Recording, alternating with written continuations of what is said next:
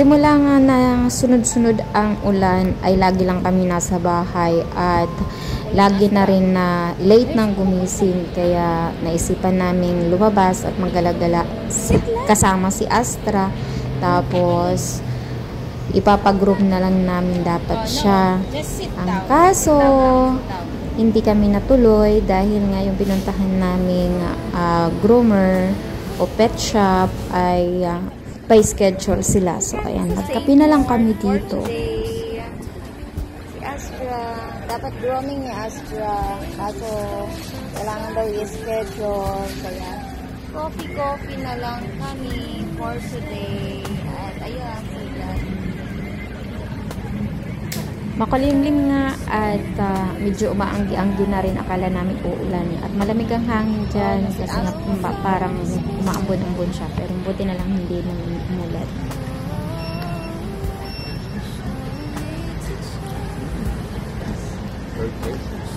Pagkatapos namin magkape, dumaan kami sa park at nag-bike. Bike kami.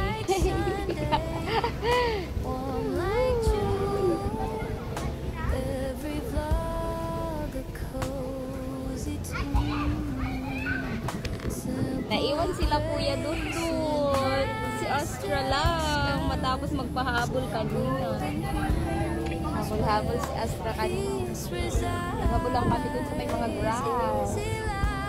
Wow, bike-bike kami. Plat na. Plat ng gulong. Astra.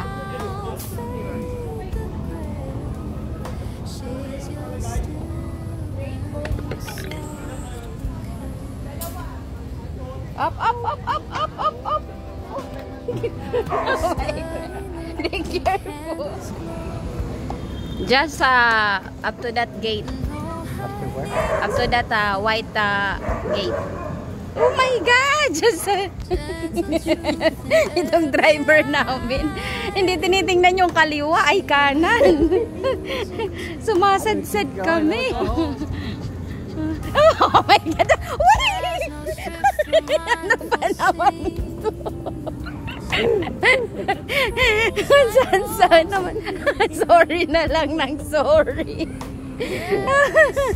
Oh my God. Saan? Idinaan nga namin dito na part si Astra nung nadaanan namin itong playground at para sana siya makapag laro-laro. Tamad siya maglakad pero ang sipag niyang tumakbo, mabilis talaga yan siya tumakbo pag binitawan mo yan. At sumasama yan kahit kanino. Diyan medyo ano pa siya, ayan na. So nagsimula na siyang tumakbo. At hindi naman siya kayang habulin ni papa niya kaya inoff po na lang yung ano kanina. Tapos ayan, nakihabol na ako. Ako itong part na to dito, pangalawang habol na namin dito sa kanya. Inaano ko kasi siya, pinatagpo ko siya. No. Kasi para bumalik siya doon sa sa park. And ang bilis niya talagang tumakbo. Hingal-hingal ako dyan. Ayan. Ayaw pa. Talaga naman, nakikipaghabulan. Ang dog na yan ay bantay dyan sa kasama ng babantay dyan sa bike. Kinakahulan si Astra. Lalaki kasi yan. Si Toto yung pangalan niya. Ayan. Kinakahulan si Astra. Si Astra naman kasi hindi kasi pinag kahit ng malaking aso. Akala naman niya. Ayan. Kahit dito sa bahay sila yan si Astra. After namin mag-bike, dito na tayo, babayaran ni Papa yung ating. At habang naglalakad nga kami, mayroon pang isang malawak na parang playground ulit doon na space. Marami dyan nagagala ng mga alaga nila, mga 4 babies nila. Marami silang nag-ikot-ikot dyan. Medyo umaanggi-anggi na nga pero na-enjoy namin maglakad-lakad. Tinuloy namin maglakad-lakad hanggang doon sa may mga playground.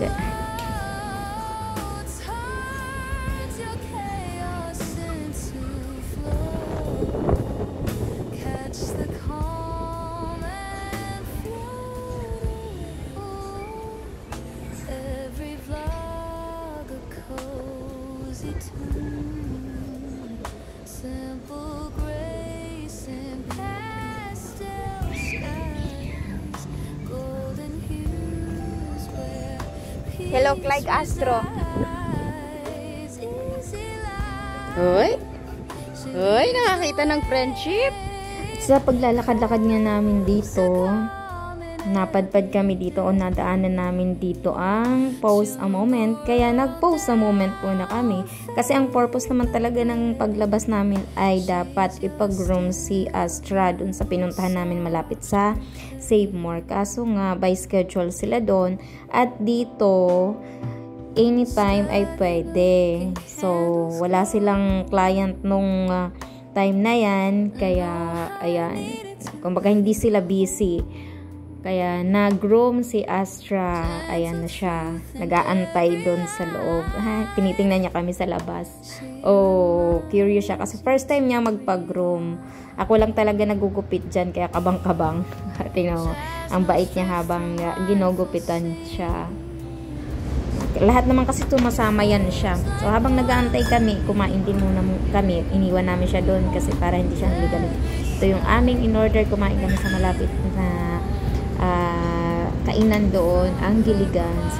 At pagkatapos kami kumain, binalikan na nga namin si Astra doon sa pause moment para kunin siya at sigurado naman din tapos na siya. Naglakad lang kami ng konti dahil malapit lang naman yan dyan. First time namin mag-ikot-ikot dyan at napakarami palang pwedeng pasyal-pasyalan, lalo na yung park kung saan pwede kang magpalakad-lakad ng aso at saka yung mga bata, may playground doon. Binalikan na nga namin siya dito.